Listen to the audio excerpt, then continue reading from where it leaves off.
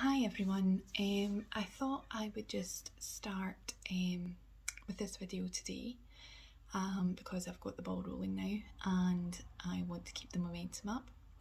And I also thought tonight would be a good night for me to do this video because I've actually been off work for the last 4 weeks because I had a little blip and so obviously I'm going back to work tomorrow, so my anxiety is slightly higher than it usually is. So I'm just hoping by doing this video it'll help me to rationalise and put into perspective some thoughts that I've got at the minute, and some worries and the usual concerns that come with starting back work after being off. Before I start uploading any videos, I just want to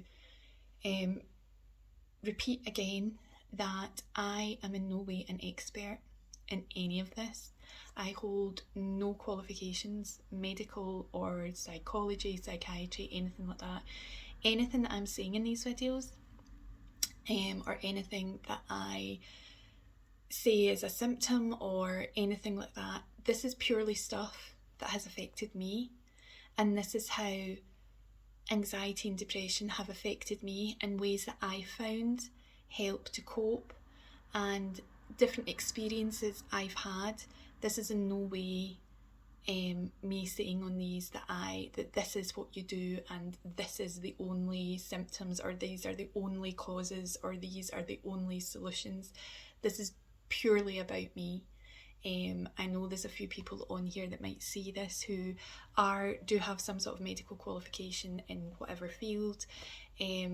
So I just wanted to reiterate that. I'm not going to say that on every video, but I just thought the first one, I just want to make that very clear that these videos are purely about me. So just wanted to say that before I began.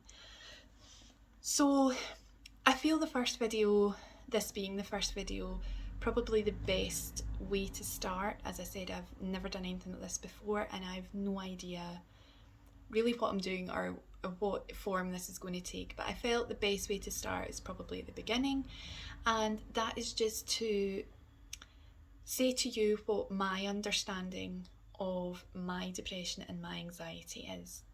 So I have notes here with me, so if you see me glancing up and down, that's what it is, because I've written out a wee plan to stop me babbling and waffling on, because I have an awful bad habit of going off on a tangent. So we might as well start. So anxiety is defined by a feeling of unease, such as worry or fear, and it can be mild or severe. So everybody's anxiety is completely different. Mine is always bubbling away in the background, but when it kind of goes from one extreme to the other.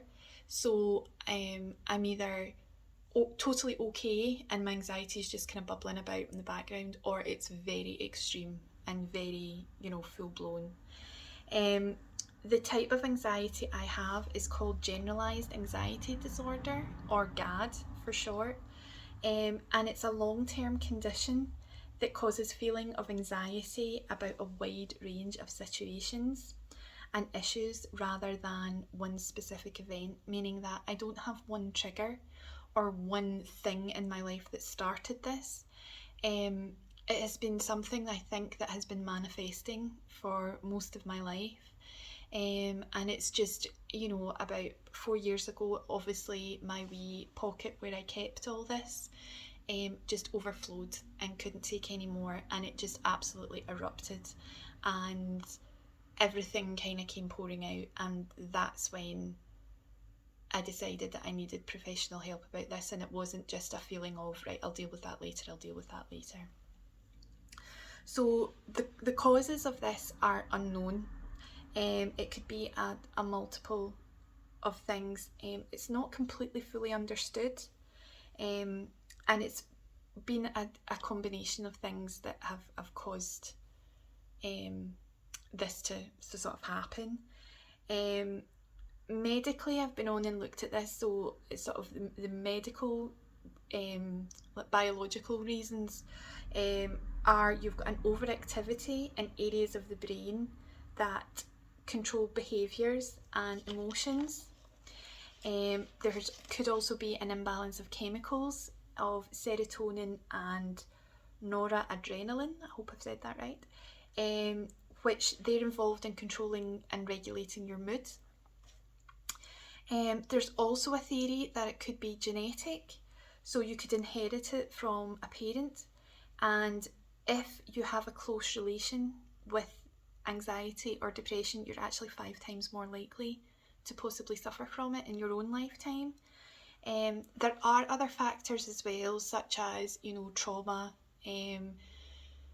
sort of extreme trauma like abuse or domestic violence, and there are other factors as well that none of these affects me. I've never experienced any of these, thankfully, so like I say, I'm only talking about the things that have affected me.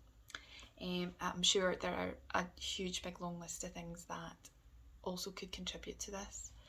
On the depression side, it's actually 2 separate things, although they do go hand in hand, and it tends to be if somebody's got one, they've got the other, or they've at least experienced the other, but they are actually 2 separate things.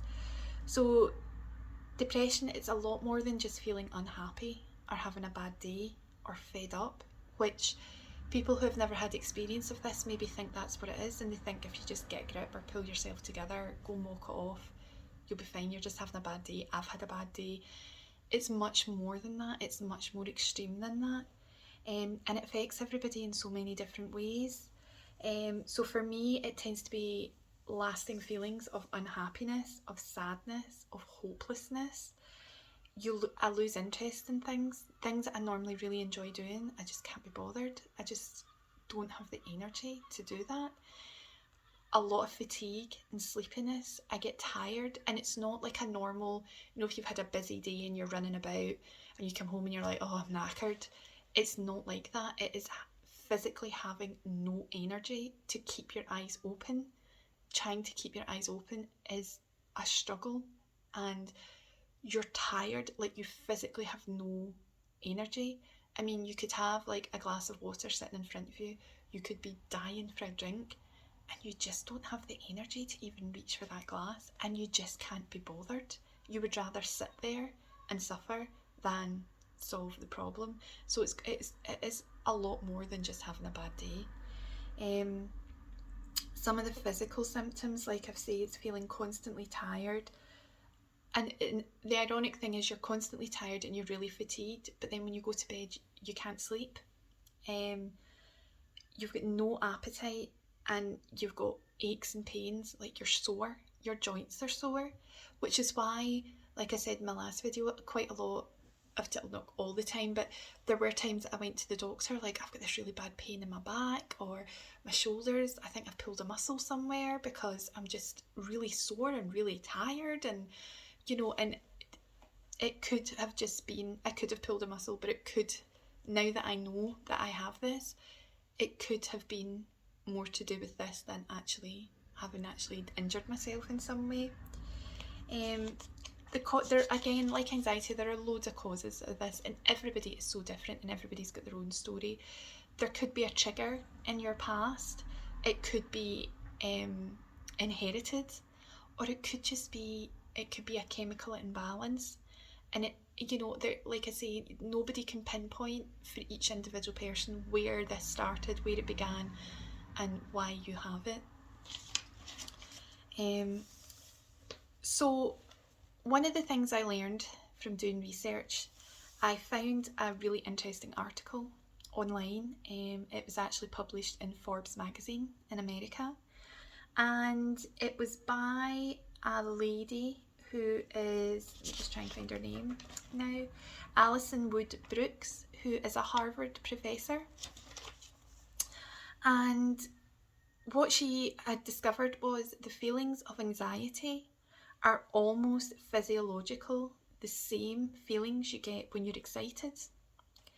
So they both produce an elevated heart rate. They both produce that feeling of having butterflies in your stomach or being a wee bit wobbly.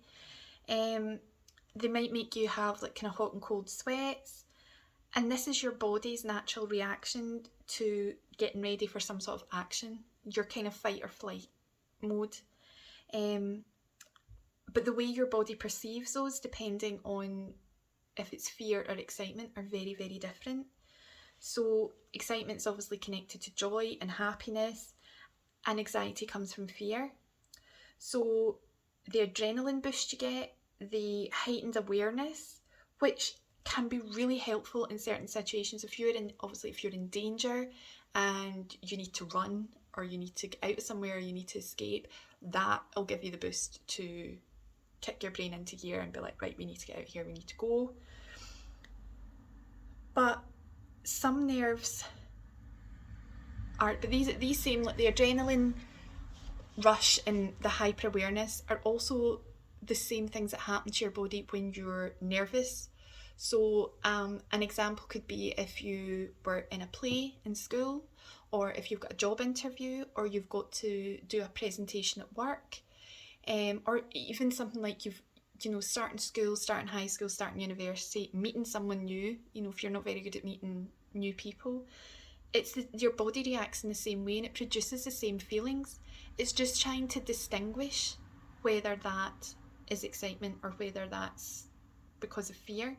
But a wee bit of nerves are always helpful, and they're needed. Sometimes you need, and I'm not saying that doesn't mean to say that you need to feel fear all the time. Like, fear is obviously not good, but a wee bit of, like, and you hear people talking about nervous excitement, and it's that thing of the adrenaline rush, the hyper awareness, and it lets your brain decide, is this fight or flight kind of thing. The problem is with this when the anxiety takes over. So where you can have a wee bit of excited nerves, like I say, if you're making a speech, or you're meeting somewhere new, or you're going a new place you've never been before, and you're excited but you're a wee bit nervous because you don't know what's going to happen, and you don't know the outcome, and you can't plan for things. The problem comes when the anxiety takes over and you can only focus on the fear aspect, and you forget about the fact that you're excited about this as well, or that you're looking forward to it, or that it's not that bad. So it also means you then form like a pessimistic view on everything, because you can only see the bad, you can only see the worst case scenario, and that just takes over your entire brain, instead of maybe looking at it and saying, okay, I'm nervous about doing this. Say, we'll use the example of making a speech. Or even me making these videos, that's even more relevant. So I am really nervous about doing these, and I'm really nervous about putting myself out there.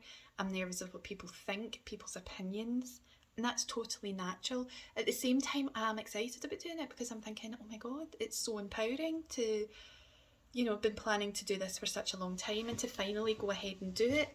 It's great, I feel great, but I am nervous, and I'm walking that fine line at the minute between feeling nervous and feeling excited, and not one or the other has taken over yet. I'm still sort of balancing the two. But if the anxiety was to take over, I would be looking at this as really pessimistic, like, people are going to hate me, people are going to laugh at me, people are going to be like, oh, this is such a waste of time, this is somebody else doing this, like, why is she doing that, she's only doing it to boost her ego, she's only doing it for likes, like, what the hell, get a grip. Whereas if at the same time I don't want the excitement to take completely over, but I want that to be slightly more than anxiety, because by the excitement I can look and say, oh my God, I'm actually doing this, I've actually taken the courage to do this is great, maybe I might be helping somebody else, maybe somebody might look at this and think, yeah, do you know what, it's okay to talk about this, it's okay to have an off day, to feel bad, so it's trying to find that balance of letting the excitement be a wee bit more than the fear, but not letting one take over, because that's when emotions go extreme and you end up really hyper or really scared. So this woman, Alison Wood Brooks, she has written this report on this, and I just find it really interesting that she picked up on the feelings of anxiety are the same of that of excitement, and it's sort of up to you in a way to decide how you interpret your feelings. And like I've said, at the risk of repeating myself, there are certain situations where yes, fear should take over. If you're in danger, if you feel threatened, your natural instinct should take over, and it should be fear, and you should realise you're in danger and definitely not be excited about it, and, you know, run as fast as you can kind of thing, or fight, or whatever it is you have to do.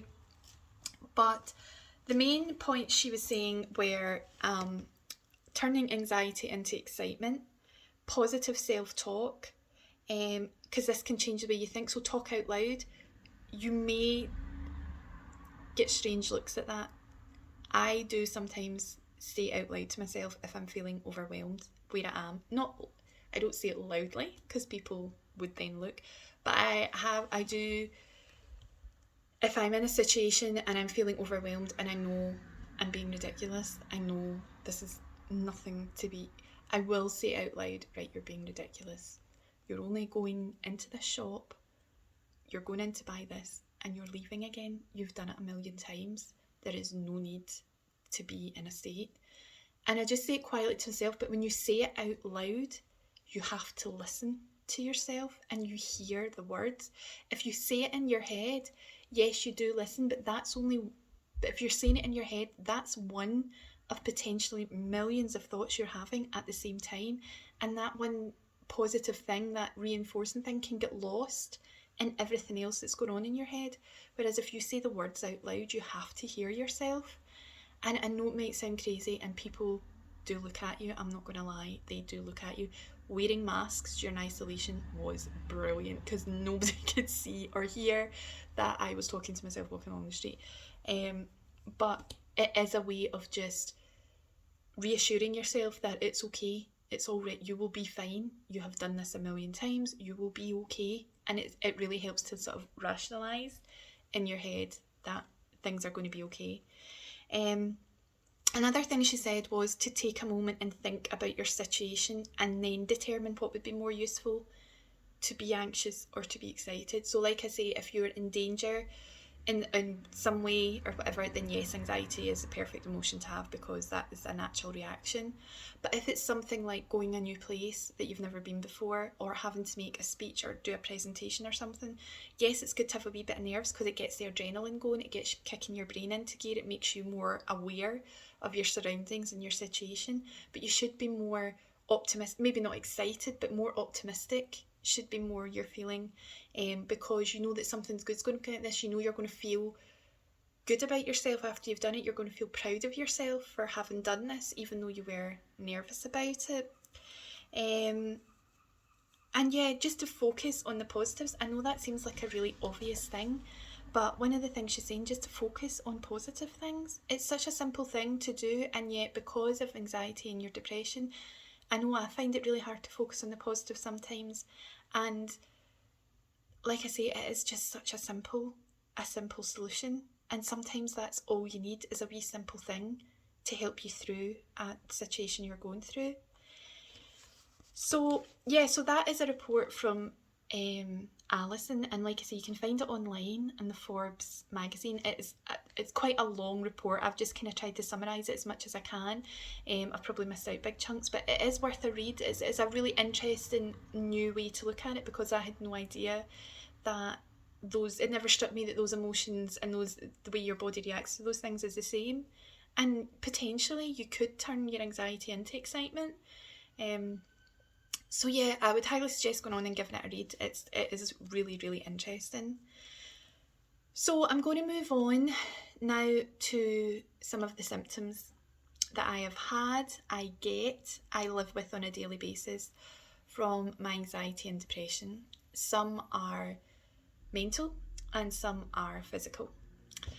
So there will be someone here that everybody will just associate that comes with anxiety and depression, and then there's some that maybe people might not have realised that could be as a result of anxiety and depression. And like I say again, I'm going to sound like a broken record, these are things that I have experienced. I am well aware there are loads of other symptoms out there, and everybody's story is different, and everybody has their own symptoms. Also, I just want to say there are quite a lot of symptoms that I've experienced in the past and get now and things. I don't get all of these at the one time. If I did, I would explode. But I do tend to get 2 or 3 at the one time, and what happens is they sort of come in waves. So I'll maybe get like 2 or 3 symptoms that are sort of connected, and then they start to die down, and you're like, okay, and then there'll be like another wave, but it could be a different symptom, or it could be one thing that maybe lasts all day or lasts for quite some time.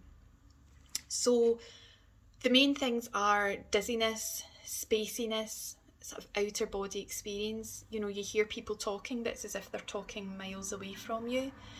And that kind of dizziness, like I'm either going to be sick or I'm going to pass out. Confusion, can't focus on anything. There's too much going on, there's too much happening. You know, people ask you something and I have to keep saying, sorry, say that again, sorry, I couldn't hear you, what was that? Because you physically can't focus on what they're saying. Ringing in the ears, blurred vision, a clenched stomach, like cramps in your stomach, really bad cramps, hot and cold flushes, a sudden need to run to the toilet is, you know, quite a big thing. Sweats, headaches, not just like a wee niggling headache, this is like proper right across here. You feel as though your head's in a vice, and that's all you can concentrate on is the pain in your head. Heart palpitations, I've had that. They are awful. You literally feel as though you're having a heart attack, as though you're dying. It's horrendous. Shallow breathing, hard difficulty to swallow. You feel as though your throat is closing up and you just can't swallow or talk, can't catch your breath. It's really frightening. Chest pain, again, terrifying. Tingling in your arms and legs, so it's like pins and needles going up and down your fingers and up and down your arms. Restless leg syndrome is horrendous. Anybody that knows me knows I have a restless leg anyway. I don't know if it's a family trait or what it is, but I swing my leg constantly. My leg is constantly moving. I'm just a terrible fidget. As you can probably see, I talk with my hands and I move my head and I fidget all the time. I'm terrible for it. But my legs are always restless. You get shaky, very irritable. I can go from one extreme to the other. Everything irritates me. Even somebody, you know, if I ask somebody, oh, you know, if my husband's going in the kitchen and I'll say, oh, can you bring me out a drink? And he'll bring me out a drink and I'll be like, right, thanks. And I'm so irritated, even though he's done what I've asked him to do. It really irritates me. It's bizarre. Obsessive behaviours. Now, for me, I don't have OCD or anything like that. Anybody that's come to my house will tell you I do not have OCD. But when my anxiety and my depression are heightened a lot, I become obsessed about a single thing. So that could be like, I'll decide I need to do the housework, and I'll do the housework, but I will be obsessed about doing the housework. So I will literally be down on my hands and knees, my nail brush, scrubbing the floors, scrubbing the skirting boards, pulling sofas out, pulling furniture out from walls that has not been out from walls in 6 years, dusting down. That, you know, I will literally become obsessed about it. If somebody goes out the house and walks back in again, obviously they've got shoes in their feet, I will go and do that floor again. Or if it's doing a food shopping, you know, if we need to do a food shopping, I will go and I will write a list and I'll have everything written down, and it has to be the exact brand on the list and the exact, you obsess over one thing and you totally hone in and focus on that one thing. Sometimes this can last for a while, like a few days, and then other times it's just while you're doing the thing that needs done. Overscheduling or overworking. Like most people, I love a list. I have lists everywhere. I am literally keeping the notebook industry in business. I do love a list, but it can literally become then extreme. So it's not just like a shopping list or a to-do list. This is a to-do list, but you've got everything from, like, you know, I don't know, do food shopping, clean the house, take the car to the garage, wash your hair, clean your nails. You know, it's every minute of the day you schedule. And if that schedule doesn't stick to plan, end of the world. Complete end of the world. You cannot cope, cannot focus. Worst case scenario is you write your list, your to-do list the night before, and the next day something unexpected crops up and happens. Now, under normal circumstances, I'm like, yeah, fine, I'm pretty much go with the flow. That's cool, right? We can rejuggle that. That's fine. But when I'm in one of these moods, or when I'm, you know, heightened vigilance, if somebody was to come in the next day and go, even if it was a nice thing, say, oh, come on, I'll take you for lunch. Do you want to go for lunch? I'd be like, can't go for lunch, can't go for lunch. I've got written down here that we need to do this, we need to do that, can't go for lunch. Like, that's just completely thrown my day, and that'll throw me for the rest of the day. And then I could be up to 2 or 3 in the morning trying to complete this list because everything on this list has to be done today. Whereas if it's not done till tomorrow, the world's not going to end. It's fine, everything's fine. Overindulgence tends to be with eating. If I'm feeling down, I'll just sit and munch because I feel bad anyway, and I feel bad eating what I'm eating. You know, what I'm eating's making me feel bad. The fact that I'm eating it is making me feel bad, so I just think I'm feeling bad anyway, so I'm just going to stuff my face. And then you wake up the next day in tears because you regret that you've done this. Sleepiness or insomnia, yeah, pretty self-explanatory. Lack of concentration, yeah, can't focus on anything. Avoidance is a big one for me. If my anxiety is really bad or my depression is really bad, avoid situations, avoid everything. I'll deal with that later. I'm not doing that today. You know, and that's different from needing a break. Needing a break's completely different. Needing a break is you're overwhelmed and you're like, right, I just need to pause for a minute, let me gather my thoughts, let me sort myself out, and then we're going back to tackle this. Avoidance is just like, no. Computer says no. We're not doing it. We're not doing it today. We're not doing it at all, ever. And you just avoid everything. And that can be avoiding really important things as well that need done, that need dealt with. Not avoiding people, not answering the phone, not picking up the phone, not messaging anybody. You know, I just don't want to speak to anybody. I don't want to deal with this. And okay, these videos are warts and all, and I'm being really honest here. And I know I'm going to be judged for saying this, but when I'm really ill and really bad, I don't even want to deal with my daughter. And that is a horrible, horrible thing to say. You have no idea how awful that makes me feel. But you just don't want to deal with anything and anybody. And I'm going to get upset now, I think, because I've said that out loud. But yeah, I'm like that. No, if she shouts on you, I just look at David and go, yeah, you need to deal with that. I can't deal with that just now. And that's horrible. That is awful. That is actually really, really awful. And I'm kind of laughing, but it's through nerves. So yeah, I'm probably going to get majorly judged for saying that, but this is warts and all. I'm going to do it. Might as well do it. Intrusive thoughts. Okay, intrusive thoughts. This can range from very mild to very extreme. And I have had both in the past. My first about 3 or 4 years ago when I was diagnosed, it was because I had a complete nervous breakdown. The absolute extreme of anxiety and depression you can imagine, I was there. Every symptom was happening at once. My brain felt like it wanted to explode, and yeah, it was too much.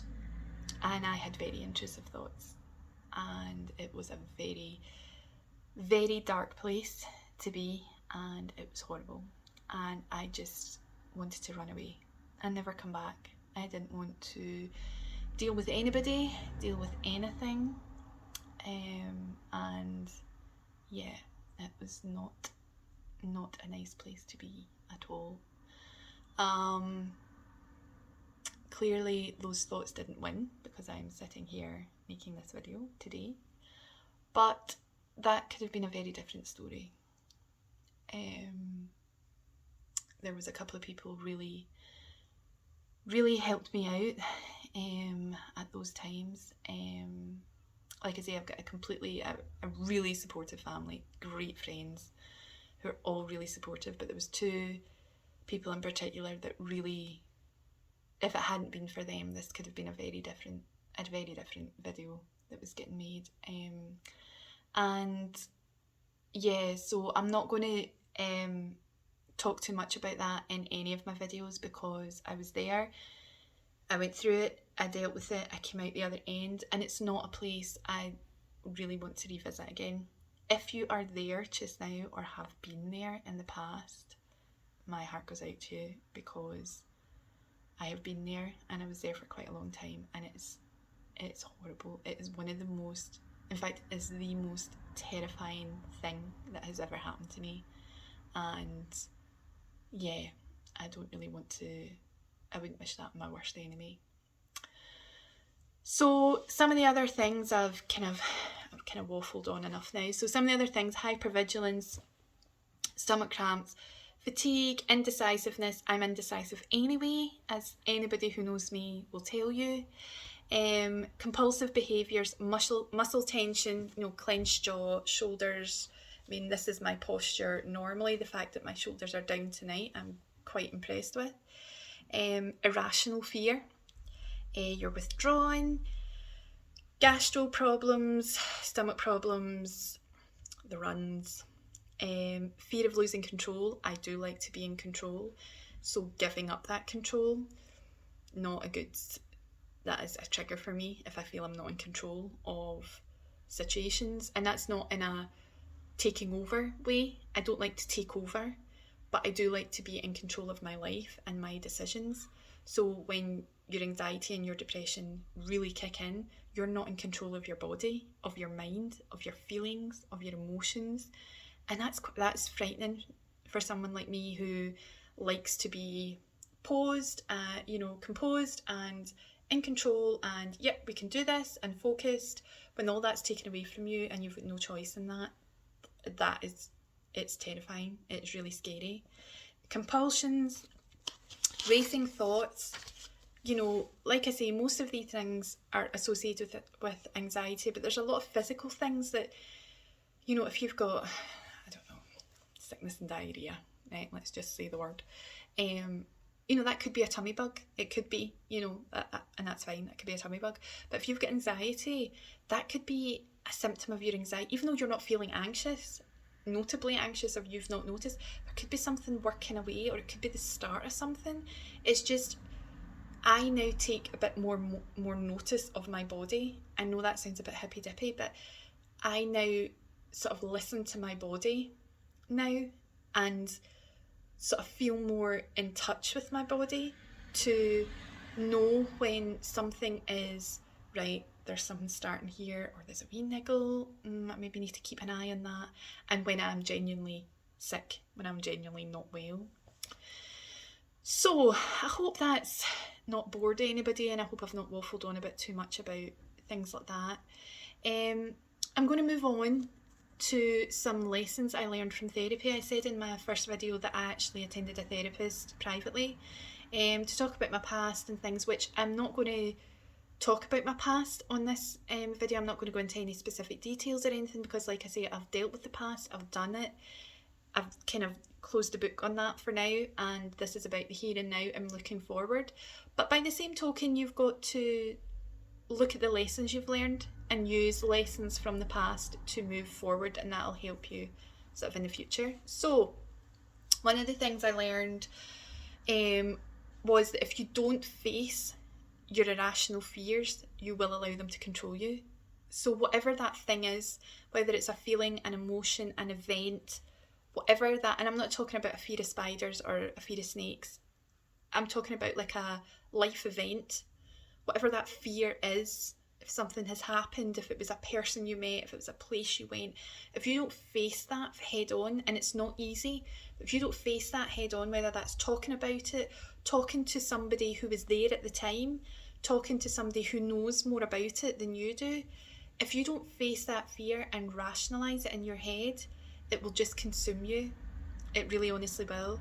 The other thing is learning to accept certain things, and this is hard. You could be the nicest, kindest, most caring person in the world, like a genuinely nice person, wishing no harm on anybody, have the perfect life, all the rest of it, and some people still won't like you, and that's okay. You don't have to like everybody you meet, and they don't have to like you. That becomes hard when you do like someone, or you want to be friends with someone, or you look up to someone and they don't like you for whatever reason. It could just be something as simple as a personality clash. You know, it doesn't have to be because you've done something or said something, or, you know, some people just don't like other people. And if you ask them why they don't like you, their answer might genuinely be, I don't know. And you just have to accept that some people aren't going to like you. You know, it's like I'm doing these videos and I know not everybody is going to like them, is going to want to listen to them. Some people might listen to them and go, what a load of nonsense. That girl is off her head. She is insane. And that's okay. I accept that. That's fine. Not everybody's going to get it. Not everybody's going to care. Nobody needs to get it. Like I say, I'm just doing this for me. This is my journey and I'm just sharing it. The other thing, and I'm still working on this is something I'll be working on for the rest of my life. It's the type of person I am. It's a personality trait I've got. But you have to stop looking for external validation. Other people's opinions are not a mirror of you. So what other people think of you, that doesn't mean that that's the way you are. That's just their opinion of you.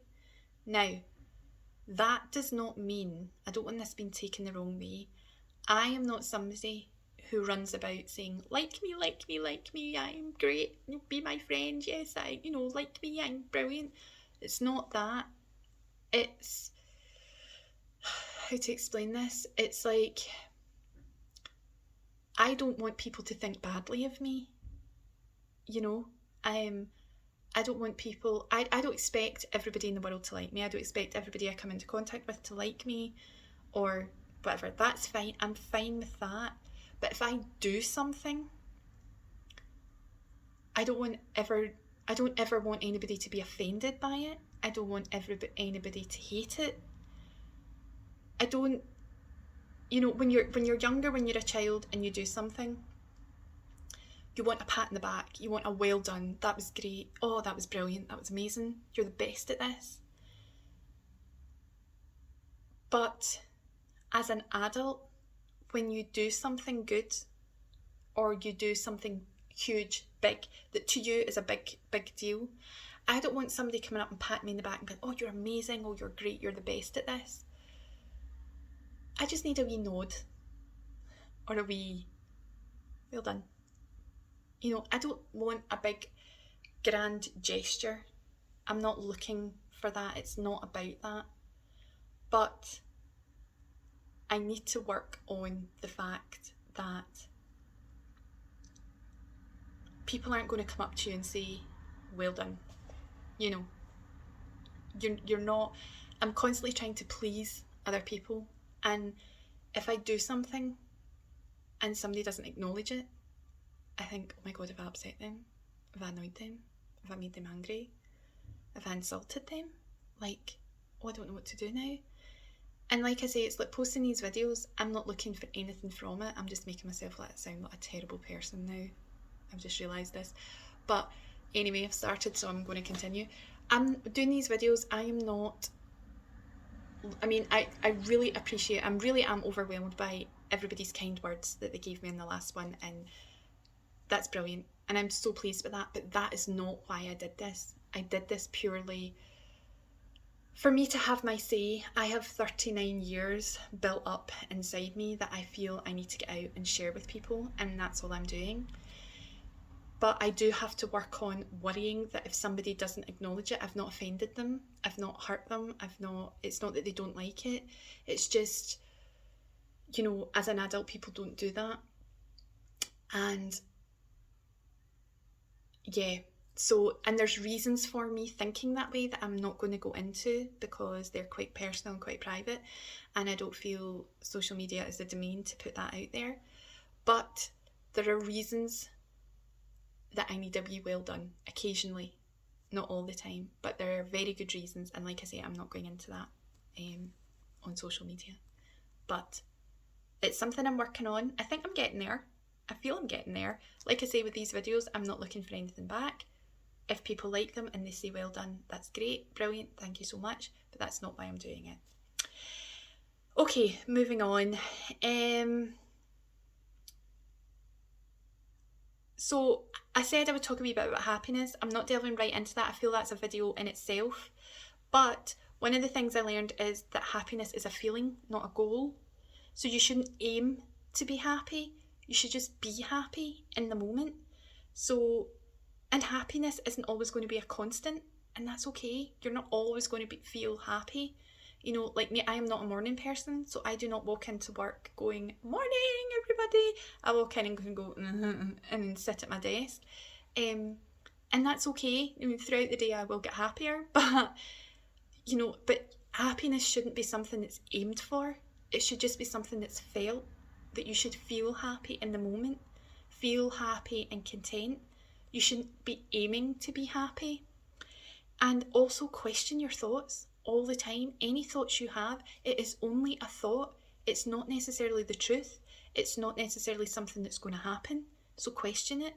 If you have a thought and it worries you or makes you alert or makes you, oh my God, question why it's doing that, because it could be something that's not happening, it's not true, it's completely made up, or it's a worst case scenario of something that's happening, and you know that that's not going to be the outcome. Also, the biggest thing, and this is absolutely the biggest thing, you deserve the space that you embody. You deserve the space that you as a person have on this planet. And never let anybody make you feel that you don't deserve that space. You deserve to be here. You deserve to have a space on this planet. You know, you deserve that. You don't need to earn it. You don't need somebody to approve it. You don't need permission to have a space. You have a space allocated to you and you deserve to be there. So use it. Use that space and fill it with as much goodness, with much fun, with as much love as you want to. It's your space, and nobody, absolutely nobody, should take that away from you or make you feel that you shouldn't have it. No matter how bad things get, you deserve that space and you deserve to be here. So just always remember that. I know it seems like a really stupid thing, but just remember. Lastly, the biggest thing I learned, and this is going to seem like such an obvious thing, but the biggest thing is you cannot change other people's personalities and the way other people are. So don't try. Don't waste your time trying. There are people who have been in and out my life who I have tried so hard to bond with, connect with, you know, I've kind of went out my way for, and it's never been reciprocated. It's never been, you know, accepted. And I strived for, like, why are you not, like, I don't understand. What have I done? Have I done something? What have I done? Tell me what I've done wrong. And I haven't done anything wrong. It's just, that's just the way they are. That's their personality. Don't waste your time. The number of years people, I'm sure, have wasted trying to get people to like them or trying to bond with somebody who it's just never going to happen. And it's really hard to accept that, but you just have to. So you can spend your time being upset, sad, down about other people's actions towards you or towards something you care about or somebody you care about. But at the end of the day, that's how they think. That's how they're going to act. That's what they think is the right thing to do, say, whatever. The only person at the end of the day that's getting emotional and getting upset and distressed is you. And you're not going to make them see that what they're doing is inappropriate, wrong. You know, it's just not how things are done. So don't waste your time on it. As much as it is upsetting and distressing, you're wasting time that you could be spending taking in good feelings and good emotions and living in the moment and being mindful. That person is taking up your time over something that you can't not do anything about. And believe you me, it's hard to accept that and to do that. I've spent a long time trying to rationalise people's actions, and it's pointless because I've wasted all that time worrying and being stressed about it, and at the end of the day it has changed nothing. Nothing is going to change, and people don't see what they're doing is wrong because that is how they think. So as hard as it is, the best thing I can suggest is accept them for who they are. Does not mean you have to agree with them.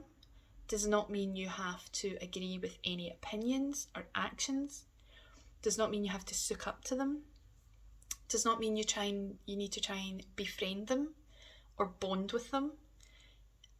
Just accept them, that this is how they are, this is the way they're going to be, and I am not wasting any more of my time trying to change them or change their views. It seems so obvious, but it's such a hard thing to do. Trust me, I'm still working on that one as well. So that's all the sort of negative stuff, if you like, out the way. So I'm just going to sum up with some quick coping mechanisms that I use on a daily basis, and I do use these all the time. I've also got some diagrams and things that I've drawn out, which I'll quickly show on here, but what I'll do is I'll take some photographs of them and put them in a post, along with some links to some Instagram pages that I find it actually really helpful and really useful for like wee quotes and wee quips and things like that. So I'll put them in the link in the wee description bit as well if anybody wants to go in and have a look. So quick coping mechanisms sound really simple. Focus on your breathing first and foremost. Just focus on your breathing. Take care of your routines. I am actually going to start this. This is something new that I've just like I say, I had a wee blip over the last few weeks, and I'm kind of looking for a way to sort of maybe organise my head a wee bit more, and I've decided to come up, it may sound really babyish, but I've decided to come up with a morning routine and a bedtime routine, and I'm going to list maybe 8 or 10 things I'm going to do when I get up in the morning, and 8 or 10 things that I'm going to do before I go to bed. And I think maybe sticking to these routines will help regulate my sleep, because I haven't been sleeping for nearly 4 weeks, just kind of getting a few hours a night, which isn't great. So I'm hoping that that's going to regulate my sleep and also energise me in the morning, because the morning is the worst time, and that is my worst time, and trying to get out of bed, I just physically can't. It's horrible. So back to work tomorrow up at stupid o'clock, so wish me luck. Focus on the present moment. Don't focus on what might happen. Don't focus on what could happen, because it might not. I mean, like I say, I'm going back to work tomorrow after 4 weeks, and I have a great workplace. I have to just say this. I have a great workplace, great management. They're all super supportive, super kind. It's great. But you still worry about going back. I mean, I've worked there for nearly 11 years.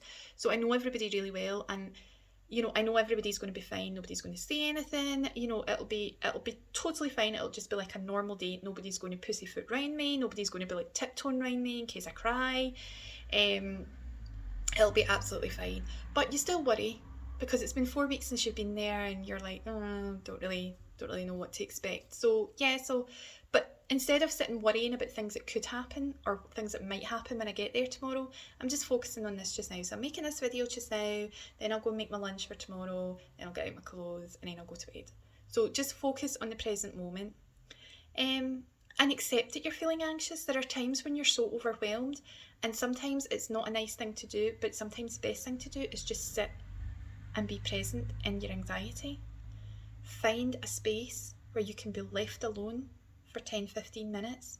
Close the door, get comfortable, whether that's lying down, sitting up, sitting cross-legged, one leg wrapped around your head, whatever it is, get in the comfiest position you can. Close your eyes, breathe, and just let your mind go. Don't try and clear your mind. Don't try and get rid of the thoughts. Just let the thoughts go. And it's quite scary the first few times you do this. It's quite overwhelming the first few times you do this. I found when I did it, my heart was racing and I was sweating and sheer panic. But once you let all those thoughts whiz about in your head and just let the thoughts be, have the thoughts, just sit in them, sit in the thoughts, just for a wee 10 minutes, quiet, breathe, let the thoughts happen, because you need to remember that 95% of the thoughts you're having either aren't true, are worst case scenarios, are about things that don't even concern you, things that aren't even involving you. It's something that maybe somebody else is going through but you're worrying about. So just let the thoughts happen and they'll filter themselves out. The ones that you don't need will fly through your head and then come out the other end, and then you'll filter them down to all you're left with the things that you have to deal with, things that you have to do, or things that do involve you. And like I say, as those thoughts start to naturally clear and naturally filter, you'll feel yourself calming down. It does work. It sounds insane. I know it sounds insane, but trust me, it works. Just accept your anxiety, and sometimes the best thing you can do is sit in it and just let it be, let it happen.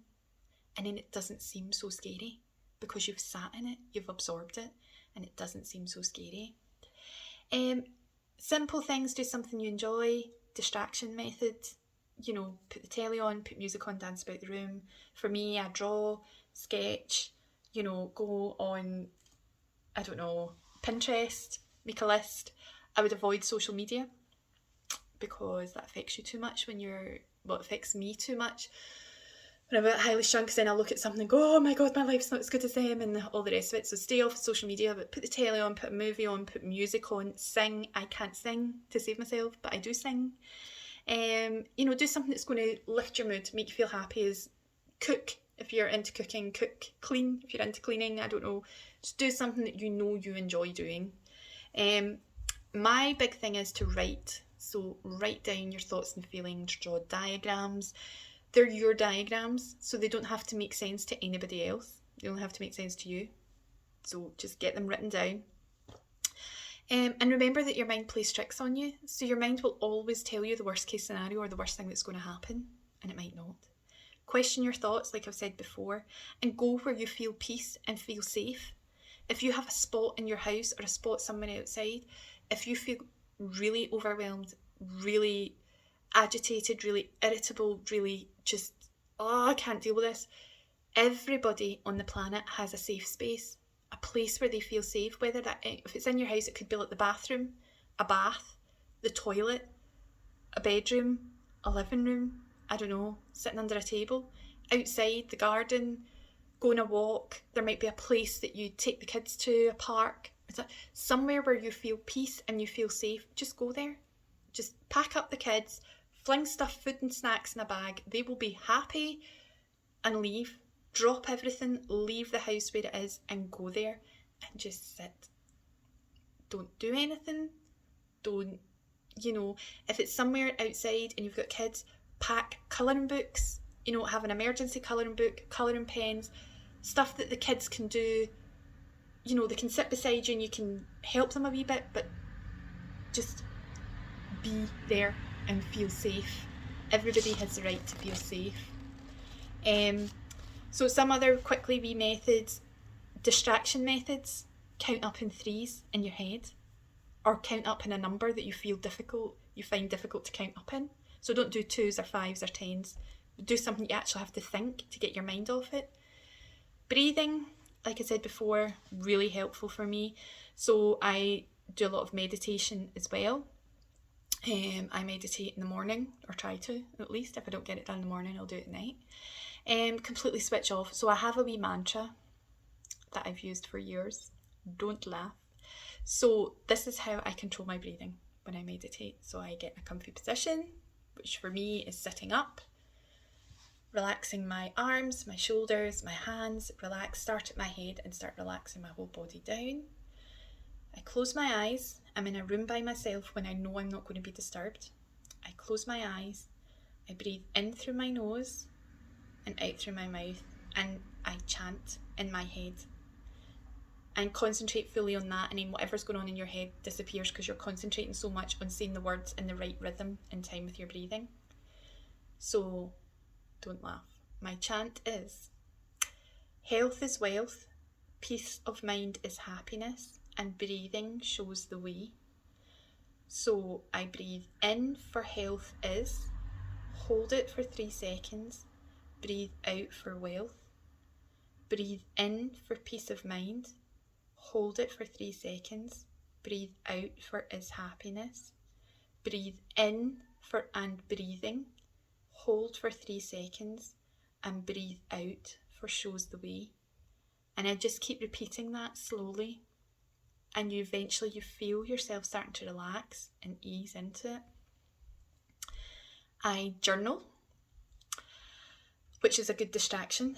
If you need if you're out in the middle of the town and you suddenly become like, oh my god, panic setting in, quickly think of 3 things you're grateful for in that second, and only give yourself about 10 seconds to do it.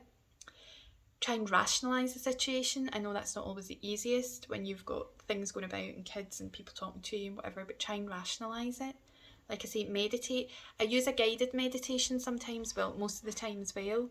I'll post the link. I mean, you can go on YouTube and type in guided meditation and it, thousands come up.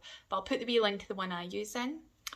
And like I said before, just sit in your anxiety, have your thoughts, and that's it. Also, don't ever worry if you're too irritated to sit. If you're too agitated to sit, pace up and down and do your breathing or your distraction methods or your counting up in 3s or whatever. Do it while pacing. You don't have to sit in the one spot to do these things. And the best thing I have found, and this is a wee trick, I use it for going to the dentist because I don't like the dentist, but I do go to the dentist. If you wiggle your toes like this, it is physically impossible to tense any muscle in your body. Try it and see. If you wiggle your toes fast, you cannot clench you can't tense any other muscle in your body. It is a physical impossibility. So if you're sitting in work, or sitting in the car, or you are somewhere where you can't chant, talk to yourself, close your eyes and breathe, wiggle your toes, because you can't tense your body. And when you can't tense your body, you instantly relax because your brain cannot feel any tension. The only muscle that can tense is your brain, unfortunately. So if you've got a headache, it doesn't work for headaches. But any situation that you're nervous about going into, or that you're sitting in work and you suddenly become overwhelmed out of the blue, wiggle your toes, because you cannot tense your muscles if you wiggle your toes. This is the best thing I have ever found out. Ever. I use it all the time. I found this out about 15 years ago by accident on the internet, and I use it all the time. So, that's my time just about up. Otherwise I'll not be able to post this video. I hope this has been a bit insightful. I know it's long, and I hope it's not been too boring or too monotonous. But this is the kind of thing I'm going to be posting. Like I say, this is a journey for me, trying to find out stuff about myself and saying things out loud. I'm actually, some of the things I've said tonight is actually, while I've been talking to you, has actually popped in my head and went, oh, hang on a minute, I never, that's maybe something to explore more and think about. So, like I say, I will post some photos of some diagrams I use with a wee explanation. I will post the links to some of the pages I use, and if you go on YouTube and look for guided meditation, I know a lot of the things I've said I do sound a bit hippy-dippy and a bit arty-farty and airy-fairy, whatever, but these are all things that work for me. I cannot stress this enough. These are all symptoms I have. This is the way anxiety and depression has affected me, and these are all things that help me. Everybody's different, and if any of these things help you, brilliant, great. I'm so pleased, so happy. But everybody's an individual and everybody works differently. So I'm going to go for now, and I just want to thank you for watching, and I hope you've enjoyed. And again, any feedback would be great. I'm not doing this for likes, for ego. I'm doing this for myself, for my self-discovery. And yeah, hope you enjoyed, and I will speak soon. Okay, bye.